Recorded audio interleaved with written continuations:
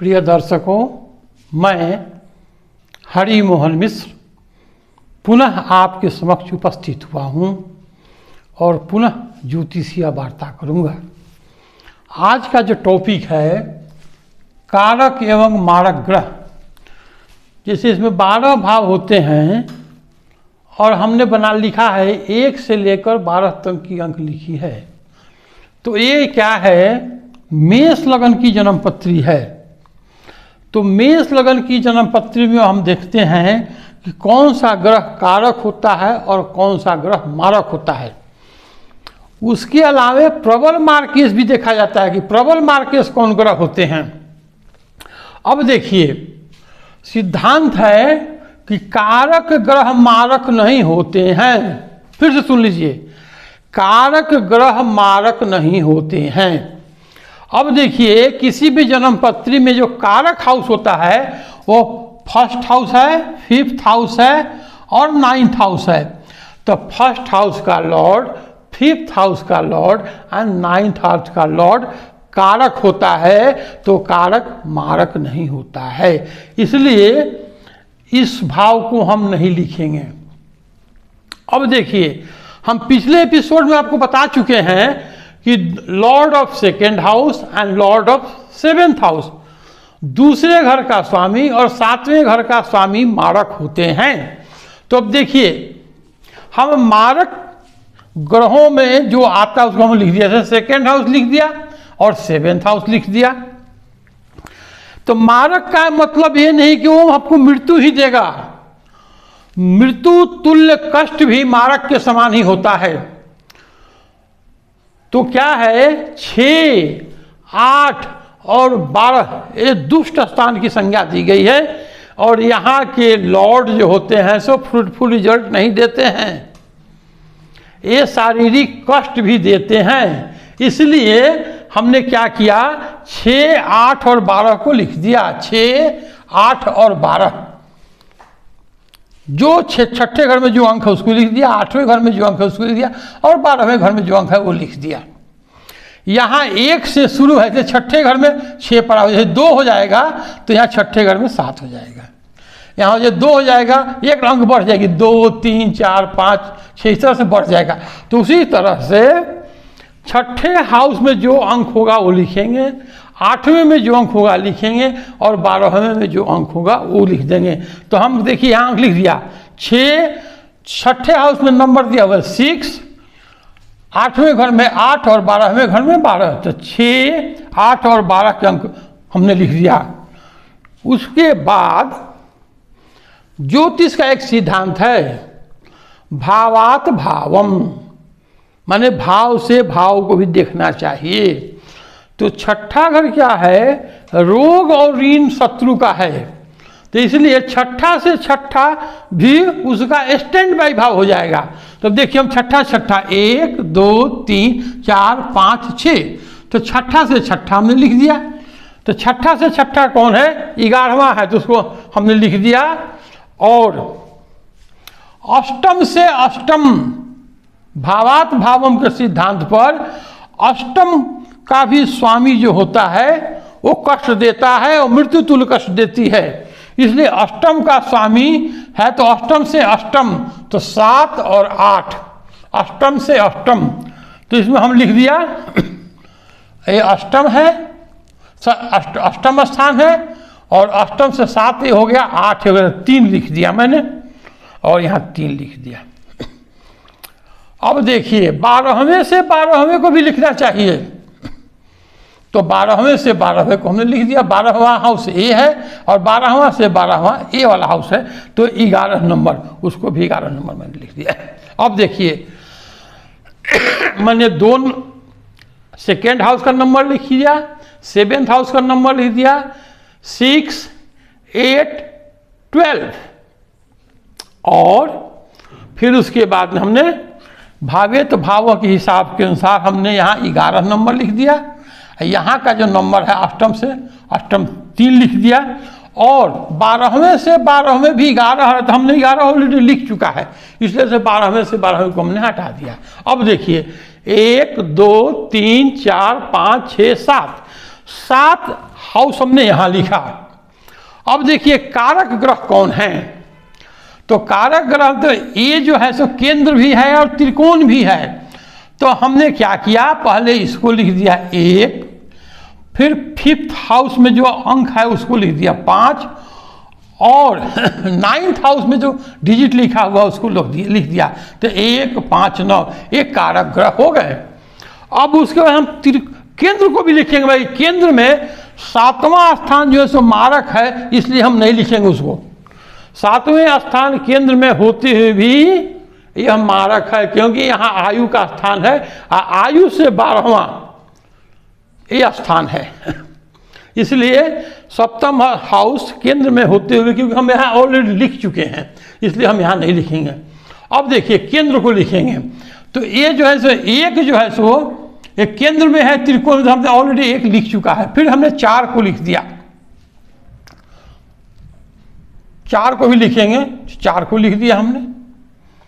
और फिर क्या है 10 है, उसको 10 को भी लिख दिया। इसका मतलब हमने 1, 5, 9, 4 और 10 लिख दिया। 3 त्रिकोण के हो गए, 3 और केंद्र के चौथा घर और 10वां घर, क्योंकि ये तो केंद्र और त्रिकोण दोनों पहले लिख चुका है। इस तरह से अब देखिए 1, 2, 3, 4, 5, 6, 7 ये टोटल हो गए 7। ये टोटल कितने हैं, 1, 2, 3, 4, 5। हमने 5 घर यहां लिख दिया, तो टोटल 7 घर कवर हो गए। अब देखिए जो 2 बार रिपीट होता है उसको हम लिखते हैं, और कारक ग्रह को हम इसमें से हटा देते हैं। जैसे मान लीजिए कि सबका लॉर्ड लिख दिया है, शुक्र है, फिर शुक्र है, बुध है, मंगल है, बृहस्पति है, शनि है और बुध है। अब देखिए मंगल लग्नेश है, तो लग्नेश मार्केश नहीं होता है, क्योंकि ये लग्नेश क्या है, केंद्र और त्रिकोण भी है, तो इसलिए एक प्रबल कारक है, इसलिए मंगल मार्केश में। तो मंगल यहाँ पर भी है, यहाँ है, इसलिए हम यहाँ पर कट कर दिया, तो मंगल को हमने क्रॉस कर दिया यहाँ पर। अब देखिए सूर्य भी है, तो सूर्य इसमें आ रहा है, नहीं आ रहा है, तो छोड़ दिए हम। बृहस्पति, अब बृहस्पति जो है इसमें है, बृहस्पति यहाँ पर है, बृहस्पति 9th हाउस का लॉर्ड है, इसलिए, और 12वें का भी मालिक है, तो ये जो है ना यहाँ का ज़्यादा फल देगा, इसलिए हमने बृहस्पति को भी खंडित कर दिया। अब देखिए शनि जो है सो दशमेश भी है, एकादेश भी है, इसलिए हमने शनि को भी यहाँ भी लिखे हुए, तो शनि को हमने यहाँ से निकाल दिया। हम बाद में फिर बताएंगे शनि के बारे में। और बुध जो है सो जस का तस रह गया। तो अब देखिए शुक्र 2 बार आया, तो हमने शुक्र को लिख दिया, और बुध जो है सो 2 बार आया हुआ है, तो हम बुध को लिख दिया। तो इस तरह से हमने शुक्र 2 बार है और बुध 2 बार है।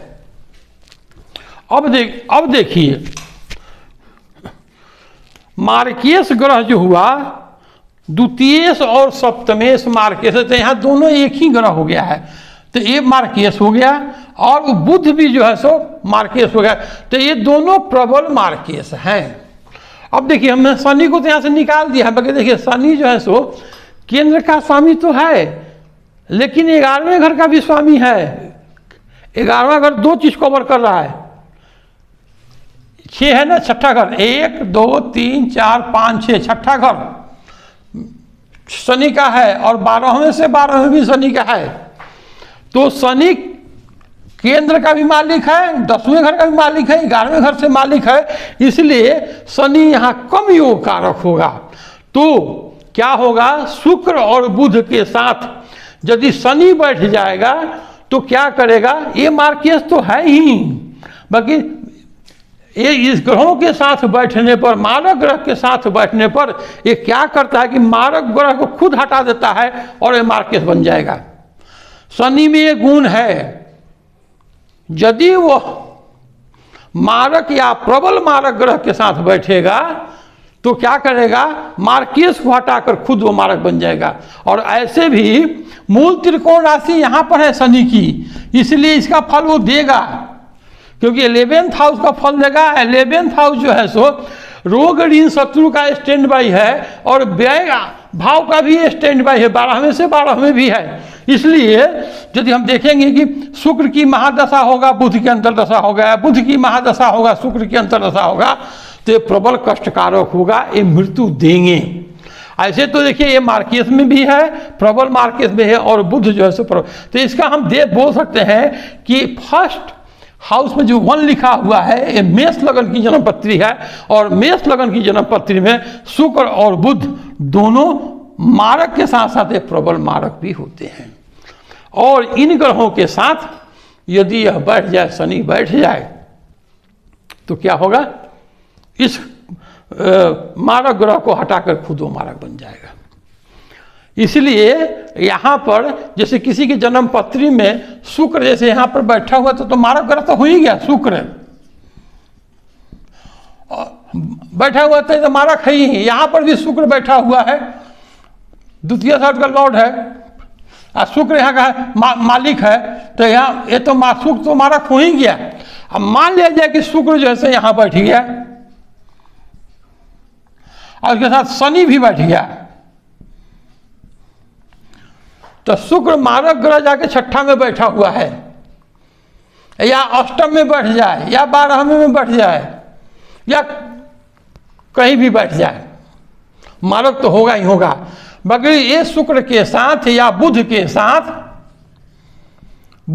साथ शनि होगा, तो वो क्या करेगा, बुध को हटा देगा और शनि प्रबल मारक हो जाएगा। क्योंकि आप देख लीजिए कि ये मेष लगन की जन्म पत्री में ये 10th एंड 11th का हाउस होने के 10th और 11th हाउस का लॉर्ड होने के कारण ये जो है सो उतना कारक नहीं हुआ, क्योंकि मूल त्रिकोण राशियाँ इसकी शनि में यहाँ पर है, इसलिए ये 11वें घर का फल देगा। इसलिए ऐसी बातें हैं। अब देखिए राहु और केतु क्या है भाई, राहु केतु को क्यों नहीं मारक में रखा गया, राहु प्लस केतु, क्योंकि ये तो छाया ग्रह तो हैं, बाकी बहुत ताकतवर होते हैं ग्रह ये। और ये क्या, राहु केतु क्या है, एक क्रूर ग्रहों में इनकी संज्ञा, एक क्रूर ग्रह हैं, ये पापी तो हैं ही हैं प्लस क्रूर भी हैं। इसलिए यदि राहु सेकेंड हाउस में यहां पर राहु बैठ जाए या अष्टम भाव में राहु बैठ जाए, तो ये भी मृत्यु तुल्य का अपनी महादशा अंतरदशा में प्रबल कष्टकारी हो जाते हैं। या दूसरे घर में केतु बैठ जाए और यहाँ पर केतु बैठ जाए, तो ये क्या करते हैं कि प्रबल का मारक ग्रह की तरह कार्य कर देंगे। अब देखिए, मान लीजिए किसी लेडीज की जन्म पत्री है और केतु यहाँ बैठ जाए, तो केतु जैसे ऑपरेशन का कारक ग्रह है, at the time of delivery उसको सीजेरियन ऑपरेशन करवाएगा, ऑपरेशन से एक करवाएगा, तो ये कष्टप्रद हो जाएगी। राहु केतु मार्केस भी होंगे और कष्टप्रद भी होंगे। अब देखिए, मैंने यहाँ पर पहला लगन का सार बताया, अब अगले बार हम दूसरे लगन की बात करेंगे। और हम ये भी बताएंगे, हमने पहले बता चुका है कि अष्टम भाव से भी क्या देते हैं, अष्टम भाव मृत्यु यही लही, मृत्यु का प्रकार बताता है ये। तो अष्टम भाव का भी हम विश्लेषण, यहाँ पर जैसे राशियाँ होती हैं चर, स्थिर और द्विभाष, उसके अनुसार भी ये मृत्यु का कारण नहीं बताता है। ऐसे बहुत सारी चीज़ें हैं, एक चीज़ पर हम डिपेंड नहीं रह सकते हैं। खटबल, कोई भी ग्रह की ताकत नापना हो तो हम खटबल में देखेंगे, ऐसे नहीं देखेंगे। जैसे यहाँ पर मंगल बैठा हुआ है, स्वगृही है, स्वगृही है, तो पावर कितनी है इसकी, पावर देखेंगे हम खटबल से कि कितना पॉइंट दिया है। यदि मंगल स्वगृही होके यदि 2 पॉइंट दे दिया तो पावर में कमजोर हो गया, इसको कम से कम 4 पॉइंट देगा, तब जाके ये अपना काम अच्छे तरह से करेगा, इसमें शक्ति आ जाएगी। इस तरह से हम देख लिया कि कारक ग्रह और मारक ग्रह को कैसे हम निकालते हैं। प्लस सेकेंड हाउस और 8th हाउस में राहु केतु भी प्रबल मार्केस हो जाते हैं। और किसी भी मारक ग्रह के साथ यदि शनि बैठ जाए तो वो क्या करता है, उस ग्रह को हटाकर खुद मारक बन जाता है। ये है मार्कियस के बारे में मैंने आपको बताया। अगले वीडियो में फिर मैं अगले लग्न निकालूंगा और पुनः आपसे मैं वार्ता करूंगा। तब तक के लिए जितने भी दर्शक हैं सबको धन्यवाद देता हूं। और ये मोबाइल नंबर है, इस मोबाइल नंबर पर आप हमसे आप संपर्क कर सकते हैं। कन्याओं के शादी के लिए पहले ही बोल चुका हूं, आप फ्री कंसल्ट देता हूं, उसके लिए कोई कंसल्टेंट चाहिए। और वीडियो अच्छी लगे तो लाइक और सब्सक्राइब जरूर कीजिए, यही मेहनत का फल है। प्रिय दर्शकों, सभी को हाथ जोड़कर राम राम करता हूं। और जितने भी वयोवृद्ध ज्योतिषी हैं जो हमारे कार्यक्रम को देखते हैं, तो मैं आशा करता हूं किसी प्रकार की त्रुटि होगी तो हमें मार्गदर्शन करेंगे। जय हिंद।